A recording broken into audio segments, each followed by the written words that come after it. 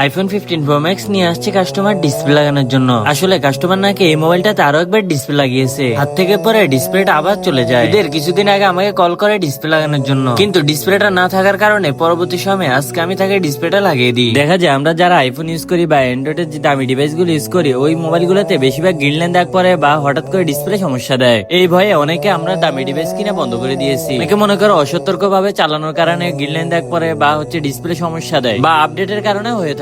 এটা কতটা সত্য আমার হিসাবে, যে মোবাইলে গ্রিন লাইন দাগ পরে মোবাইলের ডিসপ্লে ইস্যু দেয়, ওগুলো এমনিই পরে। যারা দামি মোবাইল গুলো ইউজ করেন তারা কিন্তু বেশিরভাগ মানুষই সতর্ক ভাবে মোবাইল গুলো ইউজ করে থাকে, কিন্তু তবুও ডিসপ্লেতে সমস্যা দেয়। কম দামি মোবাইলে বেশিরভাগ দেখবেন ডিসপ্লে সমস্যা খুবই কম দেয়। ডিসপ্লে গ্লাস চূর্ণ বিচ্ছিন্ন হওয়ার পরে ডিসপ্লে ইস্যু দেয়। গ্রিন লাইন দাগের সমস্যা কোনোভাবেই দেখা দেয় না। দেখতেছেন আমরা ডিসপ্লেটা লাগিয়ে দিয়েছি, অ্যাকুরেট ফিটিং হয়েছে আলহামদুলিল্লাহ। আপনারা যারা আইফোন ইউজ করতেছেন, আপনি কোন মডেল ইউজ করতেছেন অবশ্যই কমেন্টে জানাবেন। যদি আপনি ডিসপ্লে চেঞ্জ করে থাকেন তাও কমেন্টে জানাবেন। দেখতেছেন ডিসপ্লেটা লাগানোর পরে পারফরমেন্স খুব ভালো দিতেছে, ফেস আইডি অ্যাকুরেট কাজ করতেছে, টুটন অ্যাকুরেট ছিল। ফোনের ডিসপ্লে লাগানোর ক্ষেত্রে যদি গুরুত্ব দিয়ে ডিসপ্লে লাগানো হয়, পরবর্তী সময় বোঝাও জানে ডিসপ্লে চেঞ্জ করা হয়েছে কিনা। দেখতেছেন এই ডিসপ্লেটা আমরা কাস্টমারটিকে কি সুন্দরভাবে লাগিয়ে দিয়েছি। আমার ভিডিও আপনার কাছে কেমন লাগে অবশ্যই কমেন্টে জানাবেন। ভিডিও ভালো লাগলে লাইক কমেন্ট শেয়ার করার পাশে থাকবেন। আল্লাহ হাফেজ, ভালো থাকবেন।